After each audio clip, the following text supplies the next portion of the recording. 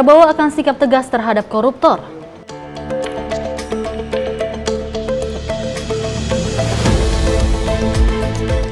Kemenperin meluncurkan peta jalan jasa industri 2025 hingga 2045. Perayaan malam pergantian tahun di sejumlah daerah.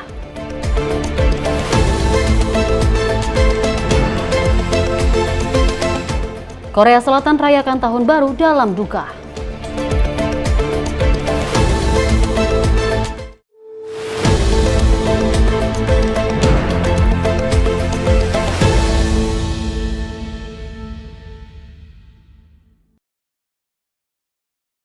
pemirsa, apa kabar? Menemani hari pekan Anda, kami memberikan sejumlah informasi peristiwa isu politik dan juga peristiwa yang kami rangkum dalam sepekan. Bersama saya Dewa Manik, simak informasinya untuk Anda.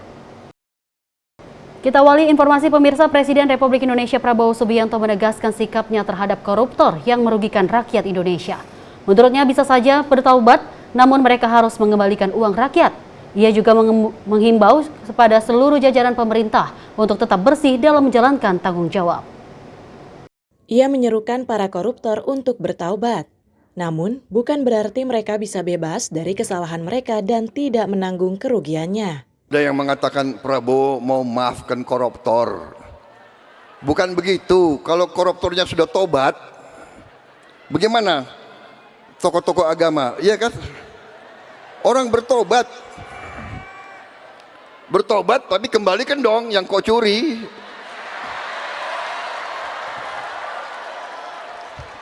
Enak aja. Udah nyolong, aku bertobat. Yang kau curi kau kembalikan. Bukan saya maafkan koruptor, tidak. Saya mau sadarkan mereka yang sudah terlanjur dulu berbuat dosa, ya bertobatlah, itu kan ajaran agama. Bertobatlah, kasihan rakyat, kembalikan uang itu sebelum kita cari hartamu kemana. Ia menegaskan tidak memaafkan koruptor. Prabowo ingin menyadarkan koruptor. Kepala negara menuturkan, para koruptor tidak bisa hanya melakukan tobat usai menyesal dengan perilakunya. Mereka harus tetap mengembalikan barang yang sudah dicuri dari negara. Sebelumnya diberitakan, Presiden RI Prabowo Subianto meminta kepada para koruptor untuk mengembalikan apa yang telah mereka curi dari negara. Jika koruptor mengembalikan apa yang mereka curi, Presiden Prabowo menyebut mungkin saja mereka akan dimaafkan. Rakyat menuntut pemerintahan yang bersih. Saya ulangi, rakyat menuntut pemerintah yang bersih.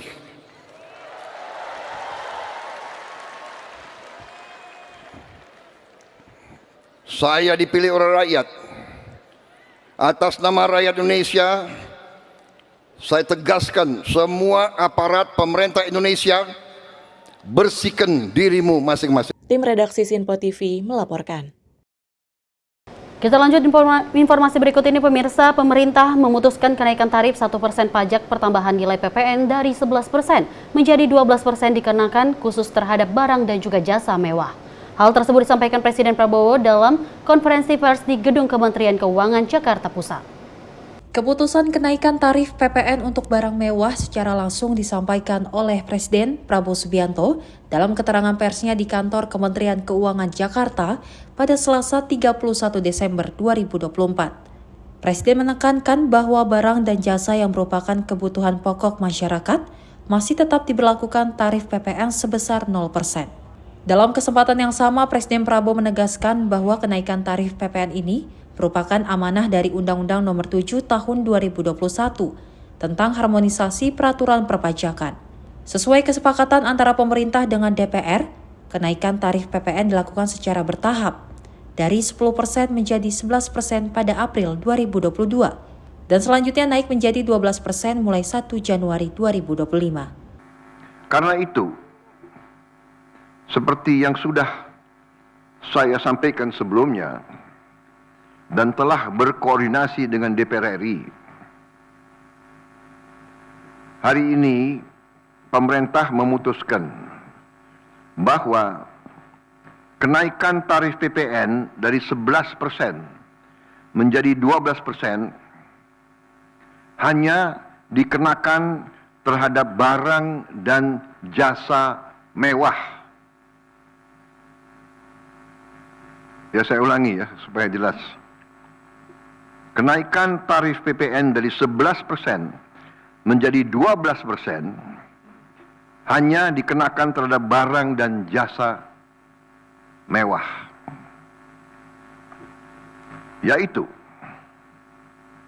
barang dan jasa tertentu yang selama ini sudah terkena PPN barang mewah yang dikonsumsi oleh golongan masyarakat berada, masyarakat mampu. Contoh, pesawat jet pribadi itu tergolong barang mewah yang dimanfaatkan ataupun digunakan oleh masyarakat papan atas. Kemudian kapal pesiar, yacht, ya, motor yacht. Kemudian rumah yang sangat mewah, yang nilainya di atas golongan menengah. Artinya,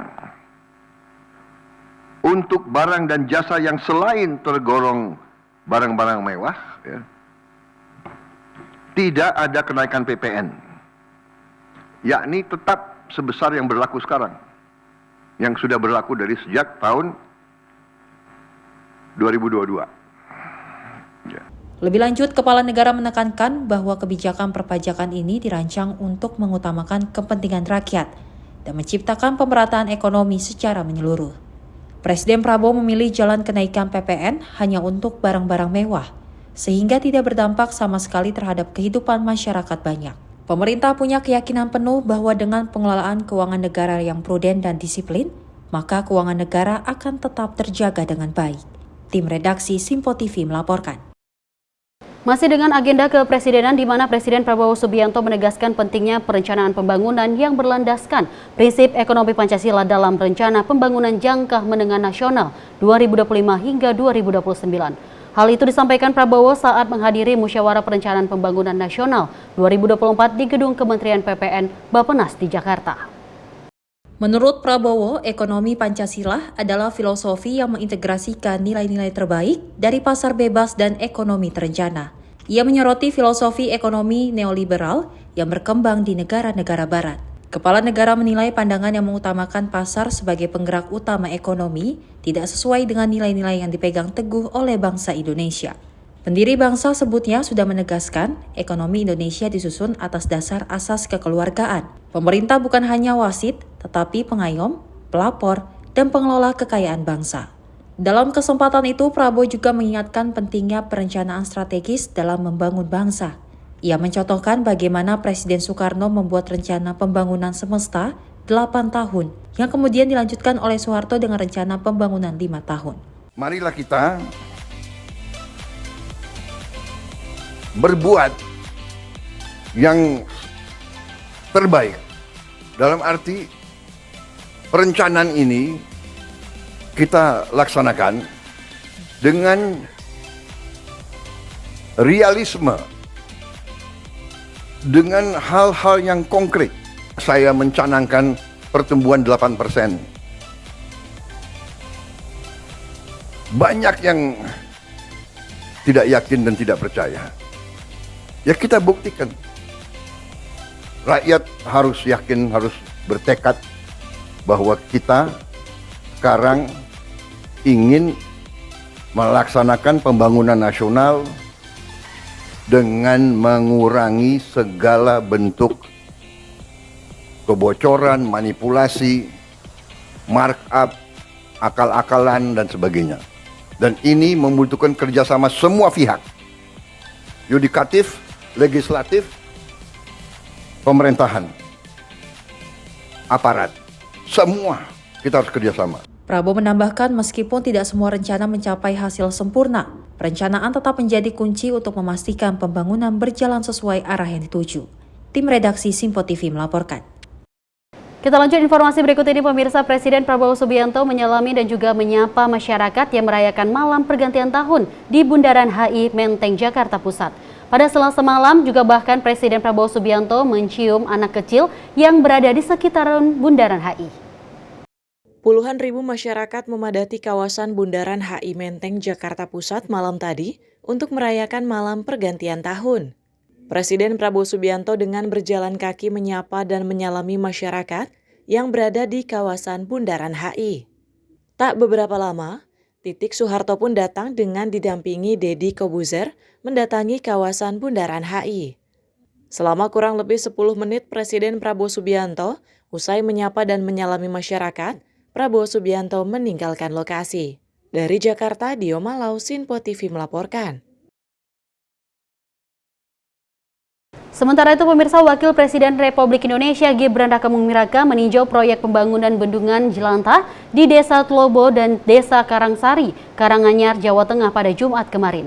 Peninjauan ini untuk memastikan progres pembangunan bendungan yang telah mencapai 98,55% tersebut, sesuai timeline yang telah ditetapkan.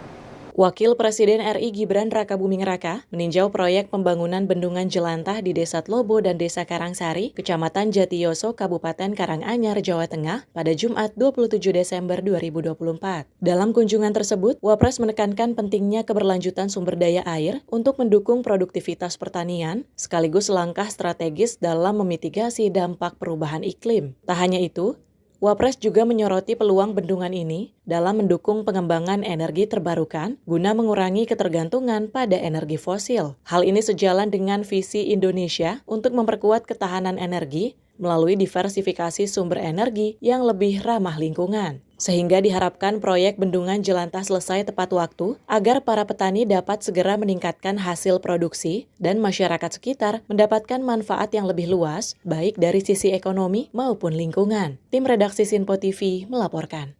Pemirsa, Wakil Ketua Badan Akuntabilitas Keuangan Negara atau BAKN DPR Herman Khairon ini menyebutkan juga menyambut baik kebijakan Presiden Prabowo Subianto yang mengeluarkan surat edaran pembatasan perjalanan ke luar negeri atau PDLN. Ia menilai keluarnya surat edaran tersebut sebagai bukti bahwa Presiden Prabowo Subianto konsisten terhadap janji-janjinya untuk melakukan penghematan dan juga meningkatkan efektivitas penggunaan anggaran negara.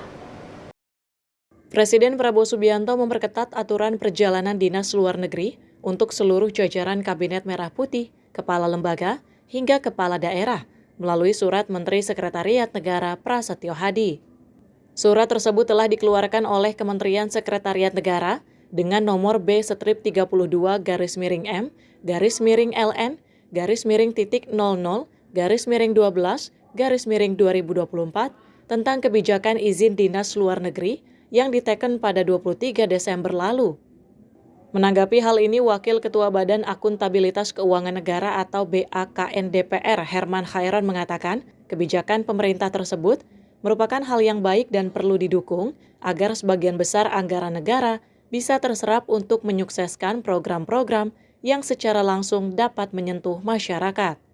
Ya, ini adalah bentuk konsistensi dari keputusannya Pak Prabowo sebagai presiden bahwa untuk berpergian ke luar negeri bagi para pejabat, menteri dan para pejabatnya, maka ada pembatasan, baik dari pembatasan volume kunjungan maupun pembatasan volume orang, ya, sehingga dengan surat Mensesnek yang kemudian ini menjadi pedoman terhadap para menteri dan para pejabat untuk berpergian ke luar negeri, saya kira ini memperjelas bahwa Pak Prabowo konsisten dengan keputusannya untuk mengurangi anggaran ke luar negeri. Nah, oleh karena itu saya kira ini adalah hal yang baik, ya. Dan bahkan Pak Prabowo ambil alih bahwa untuk izin ke luar negeri harus seizin dengan presiden. Menurut saya ini adalah hal baik gitu ya, dan harus didukung oleh semua pihak untuk bisa mengefektifkan anggaran-anggaran negara ini bagi hal-hal yang lebih penting. Ya, lebih penting yaitu untuk rakyat, lebih penting untuk program-program pro rakyat. Bahkan kenaikan PPN 1% dari 11 menjadi 12%, selama bahwa ini memang tujuannya untuk meningkatkan dan penguatan program-program pro rakyat dan kemudian bisa mengimplementasikan terhadap asta cita yang lebih menyentuh langsung kepada rakyat, saya kira kita harus dukung bersama. Dari Jakarta, Fahrizal Davareskiano, Sinpo TV melaporkan. Sementara itu pemirsa, Ketua Umum Forum Penggerak Olahraga Disabilitas Angki Yudhistia ini menyampaikan keberadaan dalam olahraga terlihat dari keberagaman atlet. Menurutnya aktivitas olahraga datang dari berbagai ragam dengan kebudayaan yang unik namun juga bersatu dalam semangat sportivitas. Ia mendorong adanya peningkatan atensi pengembangan sumber daya manusia olahraga dari hulu. Menurutnya, upaya ini perlu diperhatikan guna mencapai prestasi olahraga yang gemilang di masa depan. Ia mengingatkan pentingnya inklusivitas terhadap penyandang disabilitas baik dari segi sarana dan prasarana. Olahraga lanjut dia merupakan bahasa universal yang menyatukan berbagai individu dari latar belakang yang berbeda. Tenaga ahli Menteri Pemuda dan Olahraga Bidang Komunikasi Publik, Mikhail Tambayong, memberikan semangat kepada para penyandang disabilitas yang hadir untuk terus menjaga kesehatan tubuh. Hal ini guna kepentingan ketahanan fisik maupun mental. Peresmian ini bekerja sama dengan Deputi Bidang Pembudayaan Olahraga dan Asisten Deputi Olahraga Penyandang Disabilitas Kementerian Pemuda dan Olahraga. Kemudian Yayasan Berdaya Menembus Batas. Acara hari ini juga berkolaborasi bersama Persatuan Sepak Bola Amputasi Indonesia atau PSAI, Himpunan Wanita Disabilitas Indonesia atau HWDI. Kemudian Persatuan Penyandang Disabilitas Indonesia atau PPDI. Gerakan untuk Kesejahteraan Tunarungu Indonesia. Tim redaksi Sinpo TV melaporkan. Pemirsa, memasuki tahun 2025, Wakil Menteri Kebudayaan RI Giring Ganesa ini bersama dengan utusan khusus Presiden Bidang Pembinaan Generasi Muda dan Pekerja Seni Raffi Ahmad berencana melakukan kolaborasi dalam upaya memajukan budaya Indonesia. Hal ini dilakukan guna memberikan dampak baik bagi generasi muda agar lebih mengenal dan juga mencintai warisan budaya Indonesia. Wakil Menteri Kebudayaan RI Giring Ganesa bersama utusan khusus Presiden Bidang Pembinaan Generasi Muda dan Pekerja Seni Raffi Ahmad melakukan diskusi membahas program kolaborasi untuk tahun 2025. Program ini bertujuan melibatkan generasi muda dan pekerja seni dalam upaya melestarikan dan memajukan budaya Indonesia. Diskusi tersebut juga menyentuh pentingnya teknologi digital untuk memperluas jangkauan program kebudayaan. Dengan pemanfaatan teknologi, diharapkan anak-anak Indonesia dapat lebih mudah mengakses, mengenal, dan mencintai warisan budaya bangsa. Dari Jakarta, tim redaksi Sinpo TV melaporkan. Pemirsa, jangan kemana-mana, informasi lainnya akan kami sampaikan, namun usai jeda berikut tetaplah bersama kami.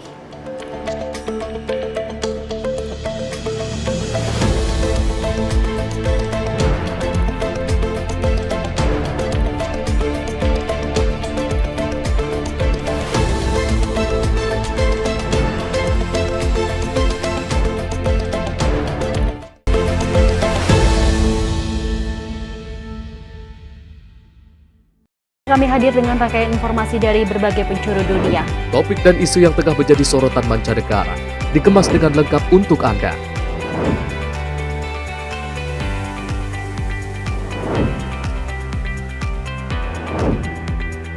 Peristiwa penting yang terjadi dari berbagai belahan dunia ini hadir dalam Sinpo Dunia setiap Senin hingga Jumat pukul 7:30 malam hanya di Sinpo TV. Halo, selamat pagi pemirsa Sinpo TV. Selamat pagi Andi. Selamat pagi, Fen. Beragam informasi terbaru hadir menemani Anda sebelum memulai hari. Itu memang dari Menteri Perhubungan juga mendukung, Betul. dari Menteri Keuangan juga mendukung, dan kita sebagai masyarakat pun juga Harus mendukung. Mengangkat isu yang tengah menjadi pembicaraan paling hangat. Semarakan pagi Anda bersama Menyapa Pagi. Setiap Senin hingga Jumat pukul 6 pagi. Hanya di Sinpo TV. Halo pemirsa, kami kembali hadir dengan sejumlah informasi yang kami himpun dari berbagai penjuru dunia. Rangkaian informasi yang membuat akhir pekan Anda begitu bermakna. Sebuah kelompok di Afrika Selatan memberikan layanan pertunjukan film dengan tenaga surya. Berita yang menjadi sorotan media dari dalam dan luar negeri. Kami hadirkan untuk menemani pekan Anda dalam Sinpo Dunia Sepekan, Sabtu dan Minggu pukul 9 pagi. Hanya di Sinpo TV. Pemirsa Simpo TV kembali hadir menemani Anda dengan berbagai informasi yang telah kami rangkum dalam sepekan. Sajian lengkap informasi sepekan kami hadirkan untuk Anda. Badan Legislasi DPR menemui masa unjuk rasa di depan gedung DPR RI Senayan, Jakarta. Menemani akhir pekan Anda bersama keluarga dengan rangkuman berita menyeluruh dalam Sinpo Sepekan setiap minggu pukul 6 pagi hanya di Sinpo TV.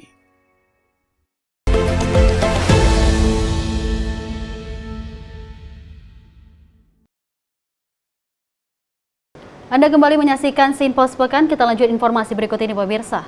Komisi Pemberantasan Korupsi menyita 23 bidang tanah dan juga bangunan dalam penyidikan kasus dugaan korupsi kerjasama usaha dan akuisisi PT Jembatan Nusantara atau PT ASDP Indonesia Ferry Persero periode 2019 hingga 2022. KPK memperkirakan aset-aset yang mereka sita kali ini mencapai nilai 1,2 triliun rupiah. Tim penyidik Komisi Pemberantasan Korupsi masih menyelidiki kasus dugaan korupsi proses kerjasama dan akuisisi PT Jembatan Nusantara oleh PT ASDP Indonesia Ferry Persero. Dari kasus tersebut, penyidik menyita aset tanah dan bangunan senilai 1,2 triliun rupiah. Jubir KPK Tessa Mahardika Sugiarto dalam telekonferensi mengatakan penyitaan tersebut dilakukan dalam rentang Oktober hingga Desember 2024. Tessa mengatakan 23 bidang tanah itu tersebar di wilayah Bogor, Jawa Barat, lalu 14 bidang tanah di Jawa Timur dan 7 bidang tanah Jakarta. Pada bulan Oktober sampai dengan Desember tahun 2024, penyidik KPK telah melakukan penyitaan terhadap aset tanah dan bangunan sebanyak 23 bidang tanah dan bangunan dengan nilai estimasi penyitaan sebesar kurang lebih 1,2 triliun rupiah. Ke-23 bidang tanah dan bangunan tersebut tersebar di wilayah Bogor 2 bidang, Jakarta 7 bidang, dan Jawa Timur 14 bidang. Bahwa penyitaan yang dimaksud terkait dengan dugaan tindak pidana korupsi dalam proses kerjasama usaha dan akuisisi PT Jembatan Nusantara oleh PT ASDP Indonesia Ferry Persero tahun 2019 sampai dengan 2022. Untuk perkara ini, KPK telah menetapkan 4 orang sebagai tersangka, yaitu 1 pihak swasta, sementara 3 lainnya merupakan pihak PT ASDP. Diketahui dalam kasus ini KPK telah menetapkan 4 orang tersangka. Hanya saja identitas keempat orang tersebut belum dijelaskan secara rinci. Dari Jakarta, Dio Malau, Sinpo TV melaporkan. Pasca pernyataan Sekjen Partai PDI Perjuangan Hasto Kristianto melalui jejaring sosial media, usai dirinya ditetapkan sebagai tersangka dalam kasus Harun Masiku. KPK menilai hal tersebut merupakan sikap yang ideal dan juga menurut KPK tanggapan yang diberikan Hasto sebagai langkah atau salah satu sekjen partai terbesar di Indonesia ini dapat menjadi contoh bagi partai lain saat ini. Komisi Pemberantasan Korupsi menanggapi pernyataan resmi Sekretaris Jenderal Partai PDIP Hasto Kristianto usai ditetapkan sebagai tersangka baru pada kasus suap pergantian antar waktu Harun Masiku pada tahun 2019. Menurut juru bicara KPK Tessa Mahardika, sikap Hasto merupakan cermin ideal dirinya sebagai salah satu elit partai di PDIP. Partai ini merupakan salah satu partai terbesar di Indonesia. Adapun Tessa melihat sikap Hasto pasca penetapan juga dapat memberikan contoh kepada elit partai lainnya ketika disangkut pautkan atas tindakan kasus korupsi di Indonesia. Ya, menurut saya itu tanggapan yang ideal disampaikan oleh beliau sebagai salah satu sekjen partai yang terbesar ya di Indonesia. Itu juga dapat memberikan contoh kepada pihak-pihak lain yang bila mana memang diduga atau disangkakan melakukan tindakan korupsi untuk bisa kooperatif dan taat hukum, mengikuti prosesnya, mengikuti prosedurnya, dan tidak melakukan tindakan-tindakan yang dapat mencederai proses penyidikan itu sendiri maupun sampai dengan tahap penuntutan dan persidangan. Lebih lanjut atas sikap yang telah dilayangkan Hasto terhadap KPK dapat mempermudah proses penyidikan atas kasus yang sudah berusia 5 tahun di Indonesia. Terlebih Hasto dapat kooperatif dalam proses pencarian Harun Masiku yang berstatus buronan. Dari Jakarta, Dio Malau, Sinpo TV melaporkan.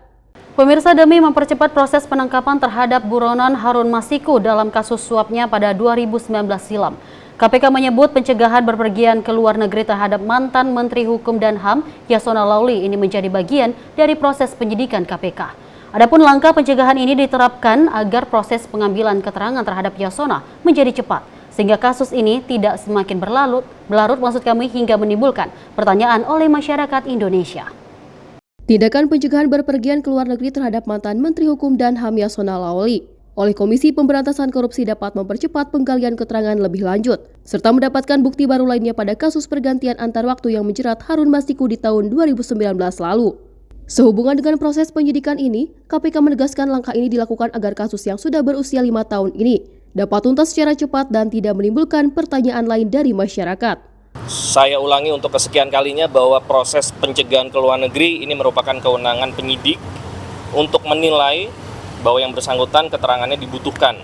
Jadi agar tidak kemana-mana dulu, bisa cepat perkara ini segera dilimpahkan, segera disidangkan. Karena kembali lagi, sebagaimana yang saya pernah sampaikan di beberapa kesempatan yang lalu, KPK juga tidak menginginkan perkara ini berlarut-larut, ya. Karena akan ada pihak-pihak yang tersandera dari proses penanganan perkara ini. KPK, penyidik juga ingin perkara ini segera untuk dilimpahkan. Jadi menurut saya, bila ada proses pencegahan ke luar negeri, ini semata-mata hanya untuk supaya perkaranya bisa segera selesai. Lebih lanjut, pencekalan Yasona Laoly sebagai mantan Menkumham sekaligus kader Partai PDIP ini dapat memberikan keterangan terbaru kepada KPK. Sehingga proses penyidikan tidak mengakar kepada kebuntuan. Dari Jakarta, Dio Malau, Sinpo TV melaporkan. Sementara itu pemirsa, untuk mengejar target pertumbuhan ekonomi nasional sebesar 8%, Kementerian Perindustrian meluncurkan peta jalan atau roadmap jasa industri tahun 2025 hingga 2045. Peluncuran ini dilakukan jasa industri dinilai berpotensi meningkatkan kontribusi dan juga pertumbuhan ekonomi nasional pada sektor industri manufaktur. Kementerian Perindustrian meluncurkan peta jalan atau roadmap pengembangan jasa industri tahun 2025-2045 guna mengakselerasi dan memperkuat visi Indonesia Emas. Wakil Menteri Perindustrian RI, Faisal Riza, menyatakan bahwa peta jalan pengembangan jasa industri tersebut dibagi menjadi 4 tahap, yakni tahap 1 berfokus pada pembangunan ekosistem jasa industri yang sehat. Tahap 2 berfokus untuk meningkatkan daya saing jasa industri. Tahap 3 peningkatan akses sektor jasa industri ke rantai pasok global. Dan tahap 4 adalah perwujudan sektor jasa industri yang dapat berdaya saing. Lebih lanjut, ia mengatakan peta jalan tersebut dibutuhkan mengingat sektor jasa industri memiliki potensi besar untuk dikembangkan. Melalui peta jalan tersebut, pihaknya memproyeksikan jasa industri dapat berkontribusi sebesar 3,68% terhadap PDB nasional. Jasa industri menjadi sangat krusial.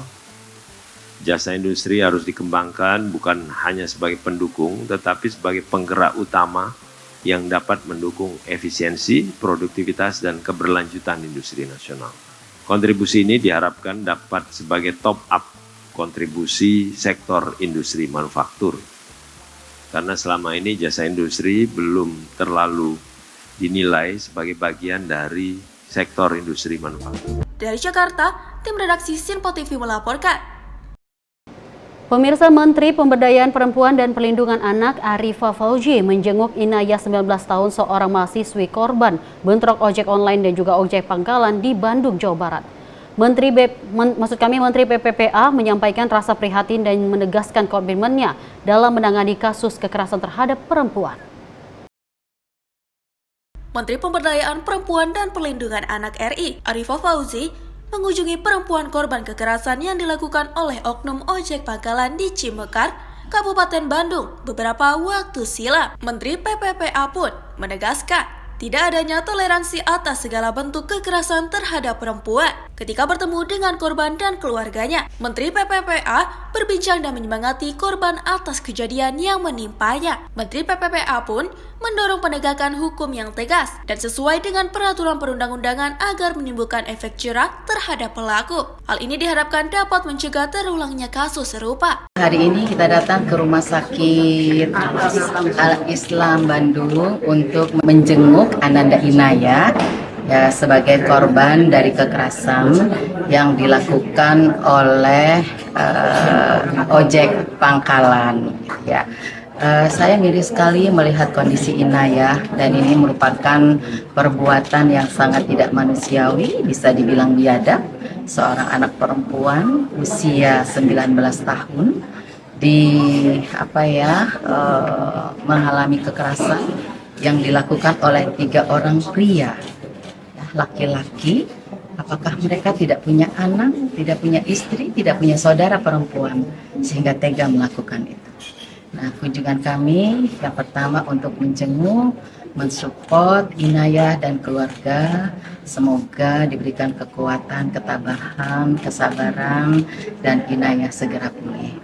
Secara hukum, alhamdulillah si pelaku sudah diketahui dan saat ini sudah ditangani oleh pihak yang berwajib, dan ini mudah-mudahan menjadi pelajaran buat semua pihak, khususnya ojek pangkalan, untuk tidak semena-mena melakukan sesuatu yang tidak sesuai dengan peraturan.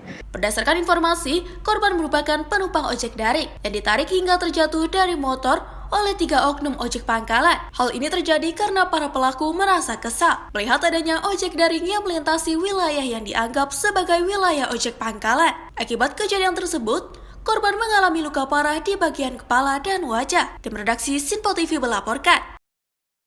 Wakil Menteri Kehutanan Sulaiman Umar Sidik ini menyebutkan Taman Hutan Raya Sultan ada milik pemerintah Provinsi Kalimantan Selatan mendukung program pemerintah pusat terkait konservasi alam. Hal ini penting menjaga kelestarian kawasan hutan sekaligus juga meningkatkan manfaat untuk pariwisata dan juga edukasi masyarakat. Sulaiman menuturkan, Tahura Sultan Adam memiliki potensi besar dari sisi ekologi maupun ekonomi, sehingga Kemenhut akan mendorong pengelolaan yang berkelanjutan agar masyarakat dapat merasakan manfaat. Sulaiman mengharapkan kunjungan ke Tahura Sultan Adam memperkuat sinergi antar pemerintah pusat dan daerah untuk menjaga kelestarian hutan, serta mendukung program pemerintah terkait pengelolaan kawasan konservasi. Kunjungan kerja ini bertujuan menindaklanjuti arahan Presiden Prabowo Subianto terkait persiapan peringatan Hari Natal 2024 dan Tahun Baru 2025. Sementara itu, Kepala Dinas Kehutanan Provinsi Kalsel, Fatimatuh Zahra, mengungkapkan kunjungan Wamenhut menjadi momentum penting untuk mengevaluasi pengelolaan Tahura Sultan Adam sebagai salah satu kawasan konservasi unggulan di Kalsel. Tim redaksi Sinpo TV melaporkan. Sementara itu pemirsa, Wakil Menteri Ketenagakerjaan RI Immanuel Ebenezer melakukan inspeksi ke perusahaan pengelola minyak nabati pada Kamis kemarin. Selain memastikan operasional berjalan lancar meski dalam suasana libur, inspeksi ini dilakukan juga untuk mengetahui pemenuhan hak-hak pekerja pada Hari Raya Keagamaan dan Cuti Bersama Natal 2024. Melalui video yang dibagikan di akun sosial media Instagram @Immanuel_Ebenezer, Wakil Menteri Ketenagakerjaan RI Immanuel Ebenezer melakukan inspeksi ke perusahaan pengolahan minyak nabati pada Kamis 26 Desember 2024. Perusahaan tersebut terletak di kawasan Berikat Nusantara atau KBN Marunda, Jakarta Utara. Wamenaker meninjau lokasi produksi tempat pengolahan minyak nabati menjadi berbagai produk turunan yang dikonsumsi masyarakat luas, seperti minyak goreng hingga bahan utama pembuat sabun. Selain memastikan operasional berjalan lancar meski dalam suasana libur, inspeksi ini dilakukan juga untuk mengetahui pemenuhan hak-hak pekerja pada Hari Raya Keagamaan dan Cuti Bersama Natal 2024, seperti hak upah lembur dari perusahaan serta tunjangan Hari Raya Natal yang diberikan perusahaan. Dari Jakarta, tim redaksi Sinpo TV melaporkan. Informasi selanjutnya akan kami sajikan, namun usai jeda berikut tetaplah bersama kami dalam Sinpo Sepekan.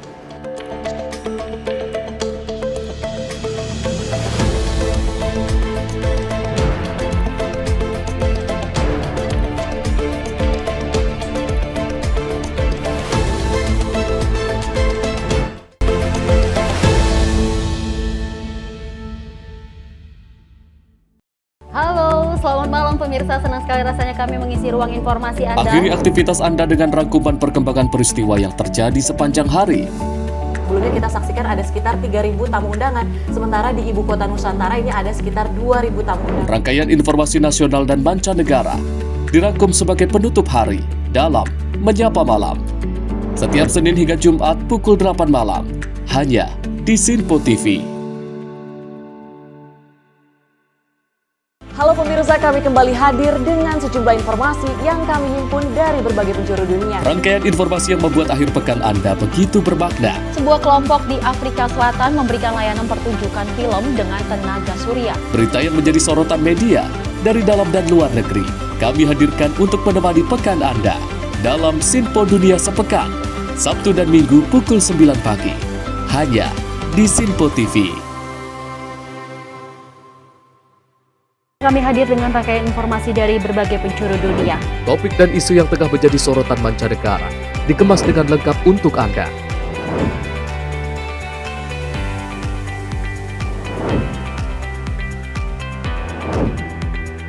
Peristiwa penting yang terjadi dari berbagai belahan dunia kini hadir dalam Sinpo Dunia setiap Senin hingga Jumat pukul 7:30 malam hanya di Sinpo TV.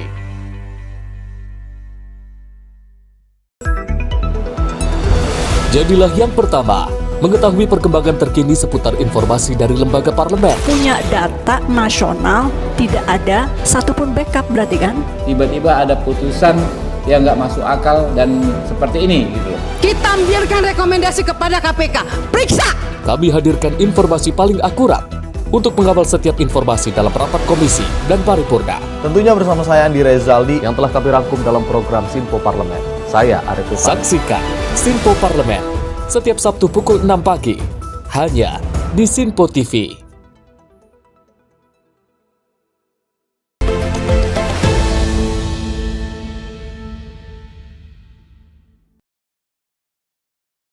Terima kasih pemirsa, Anda kembali menyaksikan Sinpo Sepekan. Kita lanjut informasi. Kapolri Jenderal Listio Sigit Prabowo meninjau langsung pengamanan perayaan Tahun Baru 2025 di Bundaran Hotel Indonesia, Jakarta Pusat. Bersama dengan sejumlah pejabat tinggi, Kapolri turut langsung dalam memastikan perayaan berjalan lancar dan juga aman. Kapolri Jenderal Listio Sigit Prabowo tiba di Bundaran Hotel Indonesia pada pukul 23 waktu Indonesia bagian Barat untuk memantau langsung perayaan pergantian tahun. Kapolri didampingi Kakor Polri Irjen Pol An Suhanan, Kadif Humas Polri Irjen Pol Sandi Nugroho, Kapolda Metro Jaya Irjen Pol Karyoto, Pangdam Jaya Majen TNI Rafael Grandabai, hingga PJ Gubernur DKI Jakarta Teguh Setiabudi. Kapolri terlihat berkeliling di tengah ribuan warga menyapa dan juga berinteraksi dengan penuh kehangatan. Dalam kesempatan tersebut, Kapolri tak segan berjabat tangan dengan warga mendengarkan aspirasi dan juga berfoto bersama. Sejumlah warga termasuk anak-anak menyambut antusias kehadiran Kapolri yang dianggap memberikan rasa aman dan dekat dengan masyarakat. Suasana ceria tampak jelas terlihat saat bintang 4 tersebut memberikan senyum dan sapaan kepada warga yang berkumpul di sekitar Bundaran HI. Beberapa warga bahkan menyampaikan ucapan terima kasih atas kerja keras Polri dalam menjaga keamanan selama pergantian tahun. Dari Jakarta, tim Sinpo TV melaporkan. Informasi berikut ini pemirsa, Kepolisian Unit Narkoba Polsek Kembangan, Jakarta Barat menggagalkan peredaran narkoba yang diedarkan di malam pergantian tahun 2025 di Jakarta. Selain mengamankan seorang pelaku, polisi juga turut menyita ribuan butir ekstasi dan sejumlah paket sabu siap edar, beserta beberapa alat timbang elektrik sabu. Dengan tangan terborgol dan wajah tertutup masker, DHA, pria berusia 29 tahun ini tak bisa berbuat banyak saat digelandang Kepolisian Unit Narkoba Polsek Kembangan, Jakarta Barat. Usai ditangkap di wilayah Bekasi, Jawa Barat dini hari tadi. DHA diamankan petugas lantaran nekat melakukan peredaran narkoba ribuan butir ekstasi dan sejumlah paket sabu, beserta alat timbang elektrik sabu yang dimasukkan ke dalam sebuah tas. Menurut Kapolsek Kembangan Kompol Taufik Iksan, saat ditemui hari ini dari hasil pemeriksaan sementara pelaku, peredaran barang haram narkoba yang digagalkan petugas tersebut rencananya akan diedarkan di malam pergantian tahun 2025, namun berhasil digagalkan petugas. Betul sekali, Polsek Kembangan dini hari tadi telah berhasil mengungkap peredaran narkotika, yaitu jenis sabu dan ekstasi yang dapat kami ungkap, yang sedianya memang untuk persiapan pergantian malam tahun baru di tahun 2025. Untuk BB, selain BB apa lagi, Dan? Pelaku ada yang ketangkap? Ada, pelaku ada diamankan 1 orang, sementara masih dalam pemeriksaan untuk dikembangkan ke tersangka atau pelaku lainnya. Hingga kini polisi masih melakukan pengembangan lebih lanjut guna memburu seorang pelaku lainnya yang diduga terlibat dalam kasus peredaran narkoba ribuan butir ekstasi dan sabu tersebut. Tim redaksi Sinpo TV melaporkan. Pemirsa, kemeriahan malam tahun baru di Bundaran Hotel Indonesia atau HI, Jakarta Pusat ini menyuguhkan suasana yang meriah dan bertema Kirana Jakarta 2025. Dalam acara pergantian tahun baru ada beberapa rangkaian acara pertunjukan seperti kembang api dan juga pertunjukan drone dan konser musik.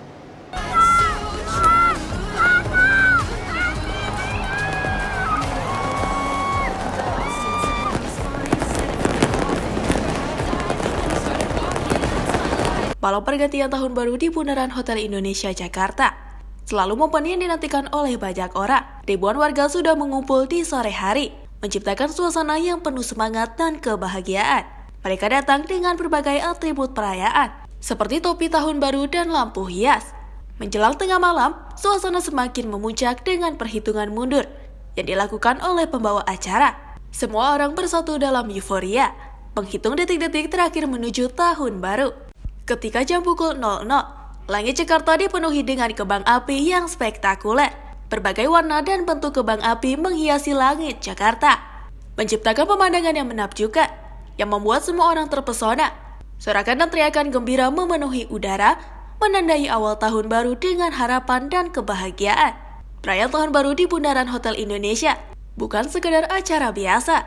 Ini adalah simbol persatuan dan harapan bagi masyarakat Jakarta untuk menyambut tahun baru dengan semangat positif.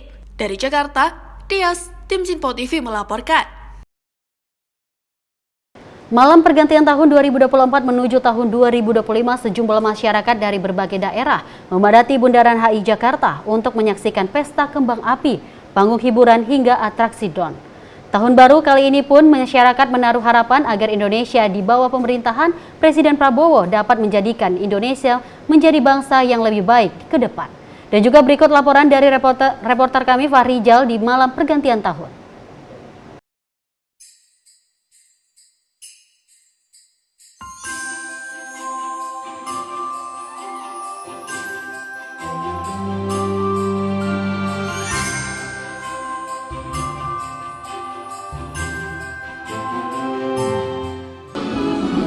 Ya baik pemirsa, di mana kita melihat ini pergantian tahun baru 2024 hingga ke 2025 dari salah satu menjadi pusat ibu kota Jakarta, yaitu di mana di Bundaran HI ini sendiri telah dipadati oleh dari sejumlah masyarakat untuk menyaksikan dari pesta kembang api untuk pergantian tahun dari 2024 hingga ke 2025. Mungkin kami akan memberikan Anda gambar video visual sedikit kepada pemirsa di rumah, di mana kita melihat dari panggung hiburan yang telah disediakan khususnya di Bundaran HI yang menampilkan beberapa band, yaitu dibuka dengan tadi lagu dari Rahmania Astrini dan juga akan nanti juga dimeriahkan oleh Ran, Yunita, terus dan juga Leto. Dan memang kalau kita melihat dari meriahnya ini juga ada juga beberapa dari yang nantinya akan ikut memeriahkan, yaitu dari Air Mancur Menari yang nantinya akan dimulai yaitu pada pukul malam hari nantinya untuk menjelang dari pergantian tahun baru. Dan tidak itu hanya itu saja, juga nanti akan ada atraksi dari 800 drone yang nantinya berbentuk dari berbagai pola, yang berbagai macam pola nantinya untuk memeriahkan dari masyarakat untuk menyaksikan dari pesta kembang api pada pukul 00 waktu Indonesia Barat.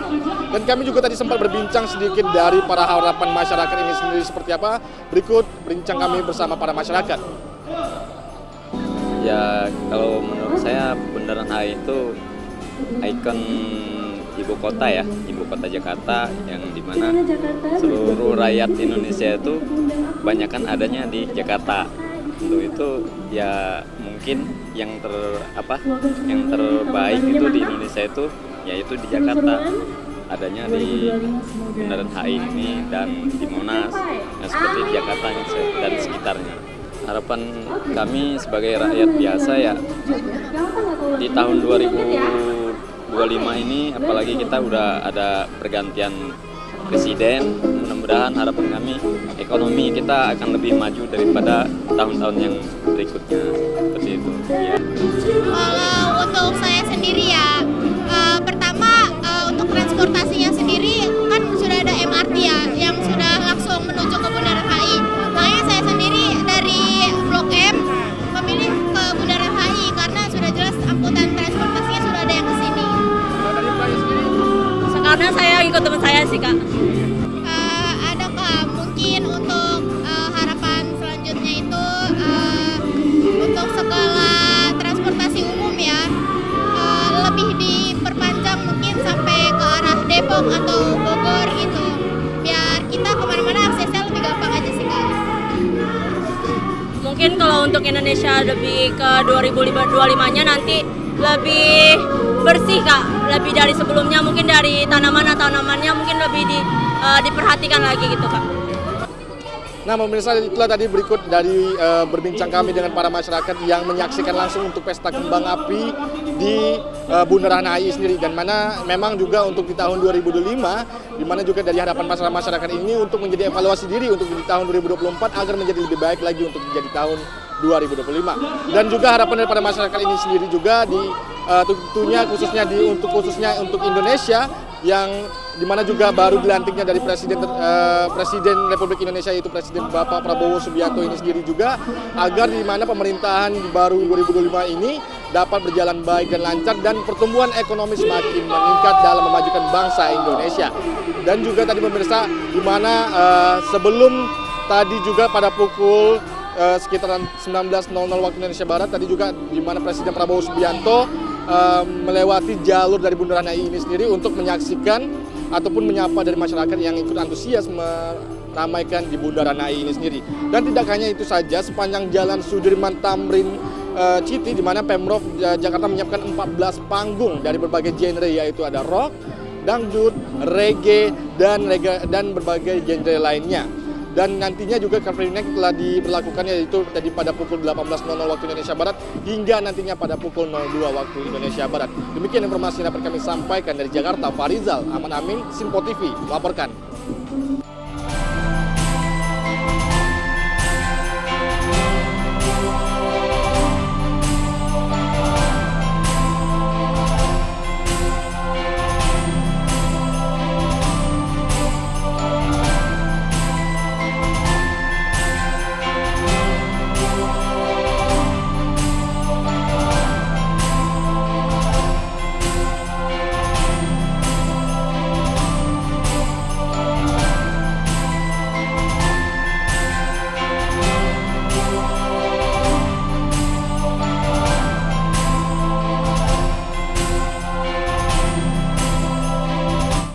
Kita lanjut informasi masih terkait dengan perayaan Tahun Baru 2025 di Bandung yang berlangsung meriah, dan di mana dengan berbagai acara menarik dan juga menyedot perhatian warga dan wisatawan, Festival Kembang Api, konser musik, dan wisata kuliner menjadi sorotan utama yang menjadikan malam pergantian Tahun Baru yang tak terlupakan.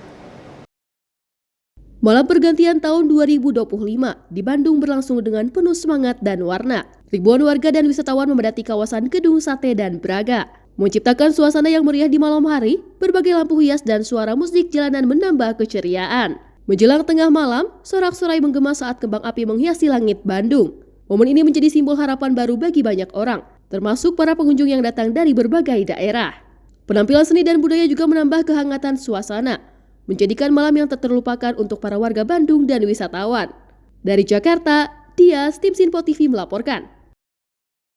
Pemirsa, ribuan warga antusias saksikan pertunjukan video mapping di kawasan objek wisata Kota Tua Jakarta Barat Senin malam, dan juga yang digelar menyambut Tahun Baru 2025. Pertunjukan video mapping di Jakarta Light Festival ini menjadi daya tarik pengunjung Kota Tua yang ingin mengisi libur akhir tahun bersama dengan teman dan juga keluarga. Pengunjung kawasan wisata Kota Tua Jakarta dihibur dengan pertunjukan spektakuler video mapping Jakarta Light Festival Senin malam. Pemutaran video cerita dipadu permainan cahaya lampu dan musik menjadi daya tarik pengunjung untuk menikmati libur akhir tahun di Kota Tua. Pengunjung yang datang bersama keluarga maupun teman tak sedikit yang mengabadikan momen pertunjukan ini dengan ponselnya masing-masing. Para pengunjung datang ke festival cahaya di Kota Tua karena terhibur dengan pertunjukan video mapping secara gratis. Bukan hanya warga Jakarta, pengunjung yang datang juga berasal dari luar Jakarta yang sengaja mengisi waktu liburan bersama teman maupun keluarga.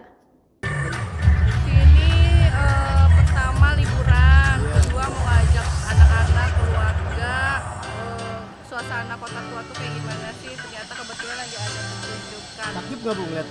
Takjub banget, bagus banget, ini luar biasa. Ya alhamdulillah anak-anak pada senang. Datang dari mana Bu?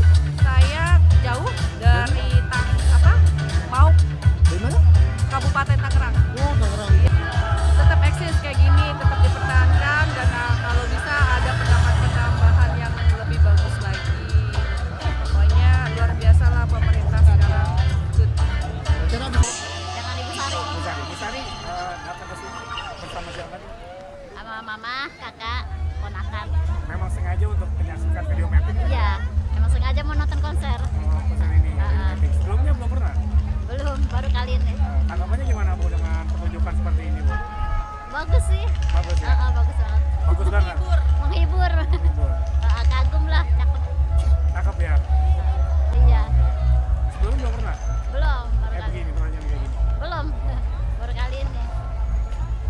Pemprov DKI Jakarta menggelar event ini selama 2 hari, yakni pada 30 dan 31 Desember 2024, untuk menghibur pengunjung objek wisata Kota Tua dalam menyambut Tahun Baru. Tim kontributor Sinpo TV melaporkan. Kemeriahan suasana countdown tahun baru 2025 dirasakan di Kota Depok, Jawa Barat. Ribuan warga memadati Margo City Mall untuk menyaksikan pesta kembang api spektakuler. Suasana penuh keceriaan juga hadir dengan adanya tema Doraemon Jolly Town yang menghiasi area mall. Depok kembali meriah menyambut Tahun Baru. Ribuan warga memadati Margo City Mall untuk menyaksikan pesta kembang api spektakuler. Acara yang setiap tahunnya ini semakin meriah dengan penampilan spesial dari berbagai penyanyi populer ibu kota seperti Bernadia. Antusiasme warga Depok terlihat jelas dari padatnya pengunjung yang sudah memadati area Margo City sejak sore hari. Mereka berharap acara Tahun Baru ini menjadi momen yang tak terlupakan bersama keluarga dan teman-teman. Suasana semakin meriah dengan adanya festival makanan yang menyajikan beragam street food khas Indonesia dan Korea. Puncak acara adalah pertunjukan kembang api yang akan menghiasi langit Depok pada tengah malam. Cahaya kembang api yang berwarna-warni akan menciptakan suasana yang meriah dan penuh semangat menyambut Tahun Baru.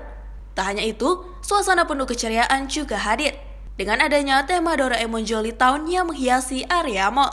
Dari Jakarta, Ilham, tim Sinpo TV melaporkan. Pemirsa, usai jeda kami akan menghantarkan sejumlah informasi lainnya. Tetap di Sinpo Sepekan.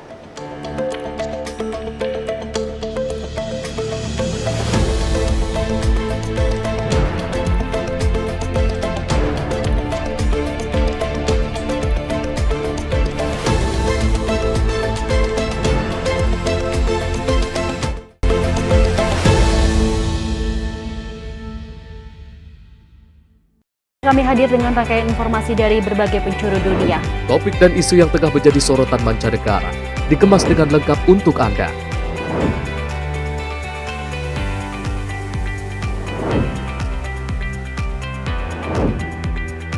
Peristiwa penting yang terjadi dari berbagai belahan dunia ini hadir dalam Sinpo Dunia setiap Senin hingga Jumat pukul 7:30 malam hanya di Sinpo TV. Halo, selamat pagi pemirsa Sinpo TV. Selamat pagi Andi. Selamat pagi, Ves. Beragam informasi terbaru hadir menemani Anda sebelum memulai hari. Itu memang dari Menteri Perhubungan juga mendukung, Betul. dari Menteri Keuangan juga mendukung, dan kita sebagai masyarakat pun juga Harus mendukung. Mengangkat isu yang tengah menjadi pembicaraan paling hangat. Semarakan pagi Anda bersama Menyapa Pagi. Setiap Senin hingga Jumat pukul 6 pagi hanya di Sinpo TV. Halo pemirsa, kami kembali hadir dengan sejumlah informasi yang kami himpun dari berbagai penjuru dunia. Rangkaian informasi yang membuat akhir pekan Anda begitu bermakna. Sebuah kelompok di Afrika Selatan memberikan layanan pertunjukan film dengan tenaga surya. Berita yang menjadi sorotan media dari dalam dan luar negeri kami hadirkan untuk menemani pekan Anda dalam Sinpo Dunia Sepekan, Sabtu dan Minggu pukul 9 pagi hanya di Sinpo TV. Pemirsa, Sinpo TV kembali hadir menemani Anda dengan berbagai informasi yang telah kami rangkum dalam sepekan. Sajian lengkap informasi sepekan kami hadirkan untuk Anda. Badan Legislasi DPR menemui masa unjuk rasa di depan gedung DPR RI Senayan, Jakarta. Menemani akhir pekan Anda bersama keluarga dengan rangkuman berita menyeluruh dalam Sinpo Sepekan setiap Minggu pukul 6 pagi hanya di Sinpo TV.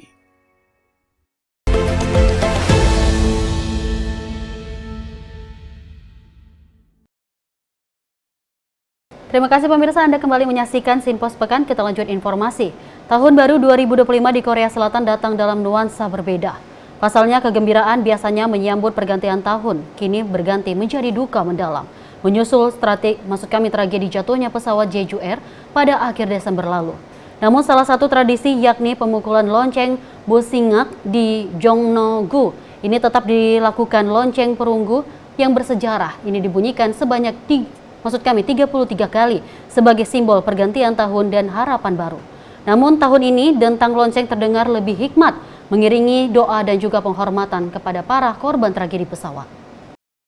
Tahun baru 2025 di Korea Selatan datang dalam nuansa berbeda. Pasalnya kegembiraan biasanya menyambut pergantian tahun. Kini berganti menjadi duka mendalam menyusul tragedi jatuhnya pesawat Jeju Air pada akhir Desember lalu. Meski demikian, salah satu tradisi tertua Korea Selatan tetap berlangsung, yakni pemukulan lonceng Bosingak di Jongno-gu, Seoul. Setiap tahun baru, lonceng perunggu bersejarah ini dibunyikan sebanyak 33 kali sebagai simbol pergantian tahun dan harapan baru. Namun, tahun ini dentang lonceng terdengar lebih hikmat, mengiringi doa dan penghormatan kepada para korban tragedi pesawat. Pemerintah Korea Selatan telah menetapkan masa berkabung nasional dari 29 Desember 2024 hingga 4 Januari 2025 sebagai bentuk penghormatan terhadap para korban. Seluruh rangkaian perayaan tahun baru yang biasanya meriah, seperti pesta kembang api dan konser musik, dibatalkan. Namun, ribuan warga Korea Selatan dan wisatawan asing tetap hadir di sekitar Bosingak Bell Pavilion untuk menyaksikan momen bersejarah ini. Suasana haru menyelimuti mereka saat lonceng dibunyikan satu persatu. Beberapa di antara mereka terlihat meneteskan air mata mengingat kembali tragedi yang baru saja menimpa bangsa Korea. Pemukulan lonceng Bosingak menjadi momen refleksi bagi seluruh masyarakat Korea Selatan. Di tengah duka, mereka tetap bersatu dan saling menguatkan. Warga Korea Selatan berharap semoga tahun baru ini membawa kedamaian dan kekuatan bagi seluruh korban dan keluarga yang ditinggalkan. Dari Jakarta, Ilham, Sinpo TV melaporkan.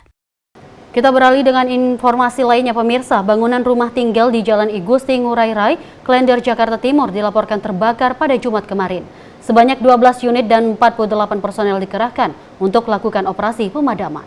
Berdasarkan video yang diunggah di akun sosial media Instagram @humascheckfire, telah terjadi kebakaran pada bangunan rumah tinggal di Jalan I Gusti Ngurah Rai, Kelurahan Klender, Kecamatan Durensawit, Jakarta Timur pada Jumat 27 Desember 2024. Menindaklanjuti adanya laporan kebakaran, sebanyak 12 unit dan 48 personel dikerahkan untuk lakukan operasi pemadaman. Operasi pemadaman dimulai pukul 8:52 waktu Indonesia Barat, kemudian petugas berhasil melokalisir perambatan api pada pukul 9:04 waktu Indonesia Barat. Lalu proses pemadaman berhasil melalui tahap pendinginan pada pukul 9:09 waktu Indonesia Barat. Dan operasi pemadaman dinyatakan selesai pada pukul 9:45 waktu Indonesia Barat. Dari Jakarta, tim redaksi Sinpo TV melaporkan. Sementara itu pemirsa, kebakaran terjadi pada sebuah bangunan semi permanen di kawasan Jalan Lejen Suprapto, tepatnya di dekat Kali Baru Timur 5, Senen, Jakarta Pusat pagi kemarin. Di mana kebakaran ini juga menelan 2 korban jiwa yang menurut informasi adalah pasangan suami istri. Hingga kini penyebab kebakaran masih dalam penyelidikan pihak berwenang. Kebakaran melanda bangunan semi permanen di kawasan Jalan Lejen Suprapto, tepatnya di dekat Kali Baru Timur 5, Senen, Jakarta Pusat pada Senin pagi 30 Desember 2024. Api diketahui mulai menyala sekitar pukul 6 WIB. Peristiwa ini diduga menelan 2 korban jiwa yang menurut informasi adalah pasangan suami istri. Tim pemadam kebakaran berhasil memadamkan api setelah berupaya keras selama 1 jam. Namun bangunan tersebut hangus terbakar. Hingga saat ini, penyebab kebakaran masih diselidiki oleh pihak berwenang. Sementara itu, aparat kepolisian telah mengamankan lokasi untuk mencegah hal-hal yang tidak diinginkan. Dari Jakarta, Rido, tim Sinpo TV melaporkan. Kita beralih dengan informasi lainnya pemirsa. Kecelakaan tragis terjadi di Pekanbaru Riau saat minibus menabrak satu keluarga yang sedang berkendara motor pada Rabu pagi. 3 anggota keluarga meninggal dunia akibat insiden ini. Pengemudi minibus yang baru pulang dari tempat hiburan malam diketahui positif narkoba dan kini dalam pemeriksaan polisi. Kecelakaan tragis terjadi di Jalan Hang Tuah Ujung Pekanbaru pada 1 Januari 2025 ketika sebuah minibus menabrak sepeda motor yang ditumpangi satu keluarga. Insiden ini mengakibatkan satu keluarga meninggal dunia, termasuk seorang ayah, ibu, dan anak berusia 10 tahun. Pengemudi minibus Antoni Romansyah kini menjadi tersangka setelah hasil pemeriksaan menunjukkan bahwa dia positif narkoba. Kecelakaan berlangsung sekitar pukul 6.30 WIB saat mobil Toyota Calya yang dikemudikan oleh Antoni kehilangan kendali dan menabrak sepeda motor Honda Beat. Korban dinyatakan meninggal dunia di lokasi kejadian. Selain korban jiwa, 2 orang lainnya juga terluka akibat insiden ini. Keluarga korban sedang dalam perjalanan untuk menjenguk mertua yang sakit. Keluarga tersebut kini meninggalkan satu anak yang tidak ikut dalam kejadian tersebut. Dari Jakarta, Dias, tim Sinpo TV melaporkan. Pemirsa, 6 tahanan Polres Merauke, Papua Selatan terekam kamera pengawas melarikan diri dari penjara. Dari keterangan polisi, tahanan kabur dengan cara menggergaji besi ventilasi. Kini polisi memburu para tahanan yang kabur juga termasuk mencari tahu asal gergaji yang dipakai oleh para tahanan. Viral di media sosial, sebanyak 6 tahanan dari rumah tahanan Mapolres Merauke berhasil melarikan diri pada 31 Desember 2024, sekitar pukul 4 dini hari waktu Indonesia Timur. Terlihat dalam CCTV, para tahanan kabur dengan cara merusak teralis besi di ruang tahanan. Suasana Polres Merauke sendiri tampak sangat sepi. Tidak ada petugas yang berjaga di lokasi saat para tahanan kabur. Dari 6 tahanan yang melarikan diri, 5 diantaranya adalah tahanan kasus kriminal yang ditangani Reskrim. Sementara satu lainnya merupakan tahanan titipan dari Kejaksaan. Hingga kini olah tempat kejadian perkara masih dilakukan untuk memastikan kronologi dan alat yang digunakan yang diduga berupa gergaji. Diduga ada kelalaian personel yang menjaga. Kini polisi memburu para tahanan yang kabur, termasuk mencari tahu asal gergaji yang dipakai oleh para tahanan. Tim redaksi Sinpo TV melaporkan. Pemirsa, pemuda membuat onar di rumah makan Padang Sinar Minang, Sleman, Yogyakarta viral di media sosial. Sekelompok pemuda berakhir minta maaf setelah dimediasi oleh polisi. Viral di media sosial, 7 pemuda ngamuk di rumah makan Padang Sinar Minang, Sleman, Yogyakarta pada Rabu kemarin. Dalam unggahan video tersebut terlihat situasi memanas, di mana sekelompok pemuda meminta kuah masakan Padang ke pegawai rumah makan. Namun permintaan tersebut dijawab bahwa kuah Padang sudah habis. Tensi semakin tinggi dan insiden ini berujung pengeroyokan. Namun kasus ini kemudian ditangani oleh pihak yang berwenang. Kabid Humas Polresta Sleman Ibtu Salamun membenarkan adanya peristiwa pengeroyokan. Namun sudah ditangani oleh unit Reskrim dan sekelompok pemuda yang berakhir meminta maaf setelah dimediasi oleh pihak polisi. Dari Jakarta, Sylvia, tim Sinpo TV melaporkan. Dan pemirsa, informasi tadi menutup perjumpaan kita dalam Sinpo sepekan kali ini. Terima kasih atas kebersamaan Anda. Saya Dewi Manik pamit. Terima kasih, sampai jumpa.